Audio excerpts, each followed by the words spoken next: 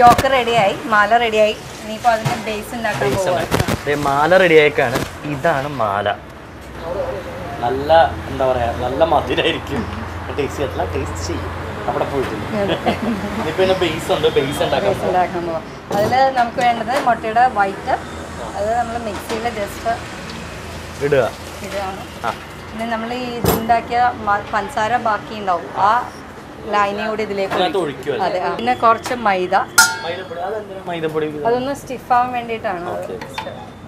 കുറച്ച് മൈദപ്പൊടി ഇട്ട്, അതായത് കുറച്ച് മൈദപ്പൊടി ഇട്ട്, കാരണം ഇത്തിരി ഒന്ന് സ്റ്റിഫ് ആവണമെന്ന് പറഞ്ഞു. മൈദപ്പൊടി ഇട്ടുണ്ട്. ഏലക്കപ്പൊടി, ഏലം പൊടിച്ചത് ഇട്ടുണ്ട്.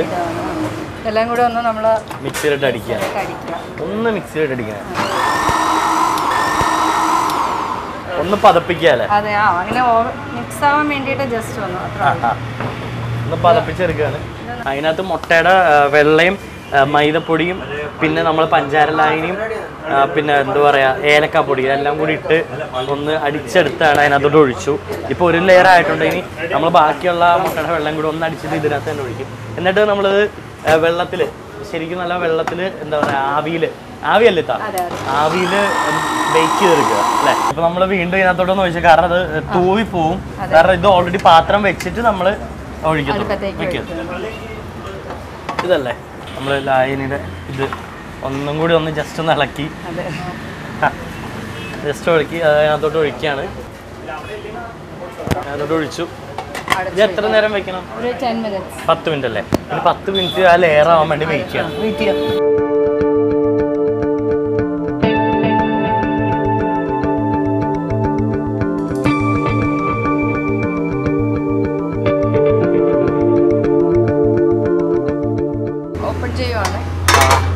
അങ്ങനെ ബേസ് ആയിരിക്കും.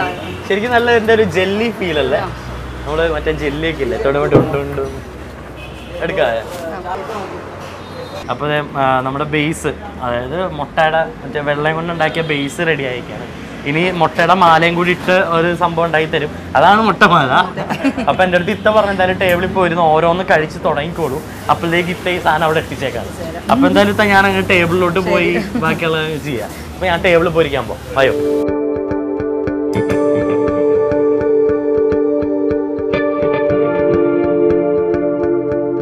അപ്പോൾ നമ്മൾ കിച്ചണിൽ നിന്നും ഡൈനിങ് ടേബിളിലേക്ക് എത്തിയേക്കാണ്.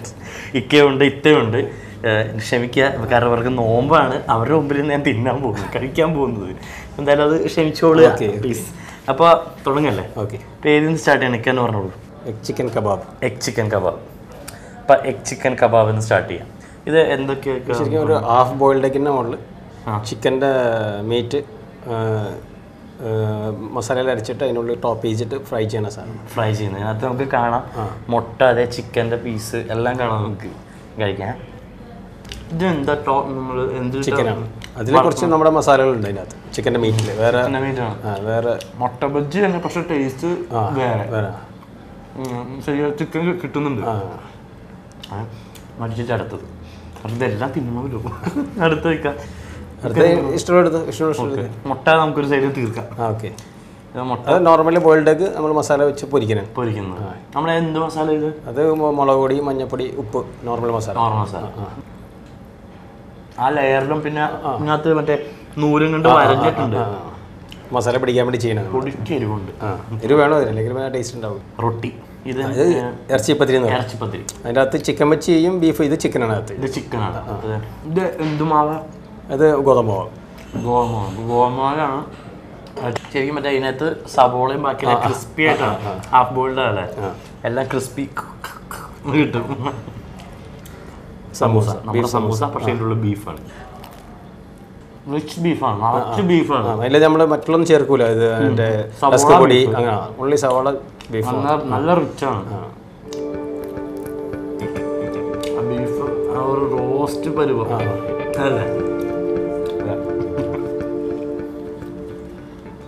ശർക്കര, ശർക്കര തേങ്ങ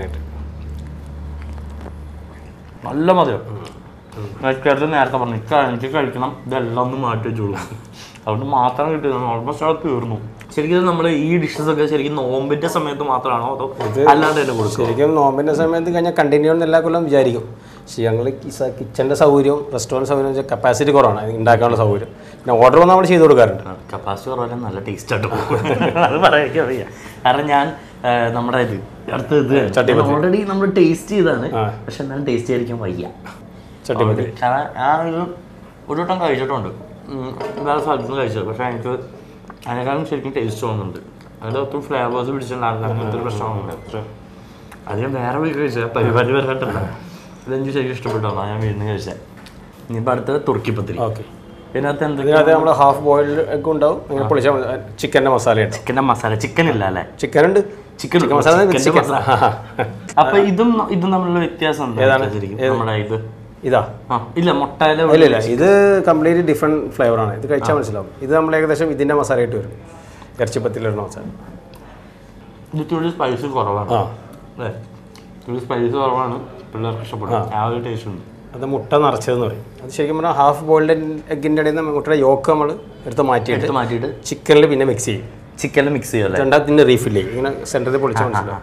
അതെ അതെ, നോക്ക് ഓൾറെഡി യോക്ക് ചിക്കനോട് മിക്സ് റീഫിൽ ചെയ്തിട്ട് വീണ്ടും മാവിലുമൊക്കെ പൊരിച്ചെടുക്കുന്ന സാധനമാണ് മുട്ട നിറക്കുന്നത്. അതാണ് മുട്ട നിറക്കുക എന്നുള്ള പേര് വന്നു. മുട്ട നിറയ്ക്കുക. ചിക്കൻ നിറച്ചത് കഴിച്ചിട്ടുണ്ട്, പക്ഷെ അതിനകത്ത് സ്വീറ്റ് അത് വലിയ വലുത് മുട്ട നിറച്ച് കഴിച്ചിട്ടുണ്ട്. ആ ചിക്കൻ യോക്കുമ്പോഴേ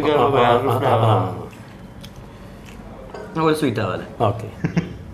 ഉന്നക്ക എല്ലാവർക്കും ഫേമസ് ആണ്, നല്ല ഫേമസ് ആണ്. റീസിൻസ്, ഉണക്കമുന്തിരി ശരിക്കും കാണാം, തേങ്ങാപ്പീര, പഴം. റിച്ച്നെസ് ഒട്ടും കുറവില്ല, മധുരമുള്ളതിന് നല്ല മധുരം തന്നെ വെച്ചിട്ടുണ്ട്. കൊള്ളാം. ഇനി എന്തായാലും സ്വീറ്റ് ഇരിക്കട്ടെ, നമുക്കിനി മെയിൻ കോഴ്സിലോട്ട് കിടക്കാം. ഓക്കെ. 2 സൈസ് ചിപ്സുകളുണ്ട് നമ്മൾ. അത് കായ്പോള. ഇതിനകത്ത് എന്തൊക്കെയാണ്? അത് എഗ്ഗും പഴവും മുന്തിരി എല്ലാം ഉണ്ടല്ലോ. അതൊക്കെ ഒരു ഫേമസ് ഡെസേർട്ടാണ് വടക്കന്മാരുടെ. നമ്മളെ ഇതുപോലെ തന്നെ നമ്മുടെ വട്ടയപ്പം ആ ഒരു ഫീൽ തന്നെ ഡിഫറെൻ്റ് ആണ്. കൂടുതൽ റിച്ച് പഴം. അത് നമ്മുടെ പാത്തുമപ്പത്തിരി എന്നുള്ള ഡെസേർട്ടാണ്. അത് ശരിക്കും പത്തിരി അതിങ്ങനെ പേര് വന്നേ. അത് ഈ ശരിക്കും അതിന് കടലക്കപ്പെന്നും പറയൂലേ, മുട്ടയുടെ വടകര ഭാഗത്ത് പാത്തുമപ്പത്തിരി എന്ന് പറയും. മുട്ടയുടെ ഇത് കഴിക്കുമ്പോൾ തന്നെ ശരിക്കും സ്വീറ്റിനും അതിൽ മൈദ ഒന്നും ഉപയോഗിക്കില്ല. നോർമലി പൊടിക്കുന്ന മൈദ എന്ന് പറഞ്ഞ സാധനം അതിനകത്ത് ഉണ്ടാവില്ല. ഇതിപ്പം മുട്ടയും ചെനാദാലും മാത്രം. കള്ളപ്പരിപ്പ് ആണ്. നമ്മൾ ഈ 2 സ്നാക്സിൻ്റെ സെക്ഷൻ കഴിഞ്ഞു, ഇനി മെയിൻ കോഴ്സാണ്.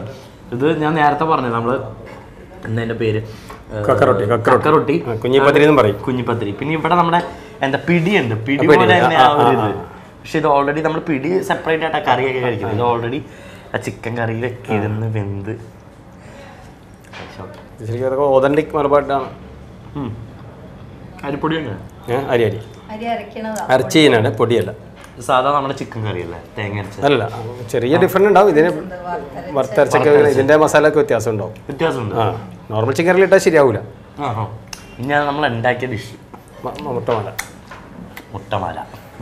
ഇതിനകത്ത് നമ്മൾ ആ വൈറ്റ് ഇതിനകത്ത് നടുക്ക് വെച്ചേക്കുന്നത്, ഞാൻ നടുക്ക് വെച്ചിട്ടുണ്ട്.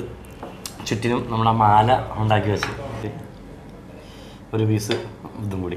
ശരിക്കും നമ്മൾ മുട്ട കഴിക്കുന്ന ഫീൽ. മുട്ടയുടെ വെള്ളയുണ്ട്.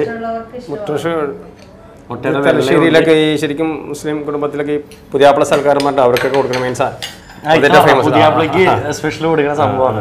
ഇതിനകത്ത് മുട്ടയുടെ കരുവുണ്ട്, മുട്ടയുടെ വൈറ്റും ഉണ്ട്. ഇത് വെള്ളയാണ്, വേറെ ഒന്നും ചേർത്തില്ല. പക്ഷെ ഒരു മാവ് ചേർന്ന ഫീൽ. ചിലപ്പോൾ മൈദമാവിൻ്റെ ആയിരിക്കും സെറ്റാൻ വേണ്ടി. ഒരു എന്താ പറയുക, ഒരു ബേക്ക് ചെയ്ത ഒരു ഇത് എന്താ പറയുക, ഒരു എന്താ പറയുക, ഞാൻ പറയാം നമ്മളെ ഇതില്ലേ റവ വെച്ചുണ്ടാക്കിയ ആ ഒരു ഫീൽ കിട്ടുന്നു. റവയുടെ കട്ടി ഉണ്ടാവില്ലേ, ഒരു മനസ്സിലായി, കട്ടി പോലത്തെ സംഭവം, അതുപോലത്തെ ആ ഒരു ഫീൽ കിട്ടുന്നുണ്ട്. ഈ മാല മധുരമല്ല നൂഡിൽസ്. ഷുഗറിൻ്റെ ആ ഒരു ഷുഗർ സിറപ്പിൻ്റെ ആ ഒരു മധുരം ശരിക്കും കയറി പിടിച്ചിട്ടുണ്ട്. ഡയബറ്റീസ് ഉള്ളത് സൂക്ഷിക്കുക. എനിക്കില്ല, ഞാൻ കഴിക്കും. അപ്പോൾ എന്തായാലും റംസാനിൻ്റെ നോമ്പാണ്. അതിൻ്റെ ഇടയ്ക്ക് നമ്മുടെ പ്രേക്ഷകർക്ക് വേണ്ടിയിട്ട് ഇങ്ങനത്തെ കുറേ വിരുന്നൊരുക്കി. അതിന് വളരെ നന്ദി നാസുക. ഓക്കെ, നിങ്ങൾ വന്നതിലും വളരെ സന്തോഷം. എല്ലാം ഉണ്ടായി തന്ന ഇത്രയും താങ്ക്സ്. അപ്പോൾ ഇത് നമ്മൾ മാമംഗലത്താണ് നമ്മുടെ ഹോട്ടല് റോളക്സിയോ. ഇതിൻ്റെ നമ്മുടെ മെയിൻ ബ്രാഞ്ച് റോളക്സ് പഴയ കാലത്തെ സ്റ്റൈൽ അതേ സ്റ്റൈലിൽ പോകുന്ന റെസ്റ്റോറൻറ്റ് നമ്മളെ ലിസി ജംഗ്ഷൻ. അപ്പം എന്തായാലും അവിടെയും വരിക ഇവിടെയും വരിക, വന്ന് ചോദിച്ചാൽ ഇതാ ഉണ്ടാക്കി തരും. നോമ്പുകാലം അല്ലെങ്കിലും ചോദിച്ചു കഴിഞ്ഞാൽ ഇതൊക്കെ ഇത്തന്നെ കൊണ്ട് സ്പെഷ്യലായിട്ട് ഉണ്ടാക്കി തരും. ഇല്ലട്ടാ കൊടുക്കില്ലേ? അപ്പോൾ എന്തായാലും വളരെ നന്ദി. നാടൻ ഫുഡും ഉണ്ട്, എല്ലാ ഫുഡും ഉണ്ട്. അപ്പോൾ എന്തായാലും നമുക്കിനി അടുത്ത എപ്പിസോഡിൽ കാണാം. അതുവരേക്കും ബൈ.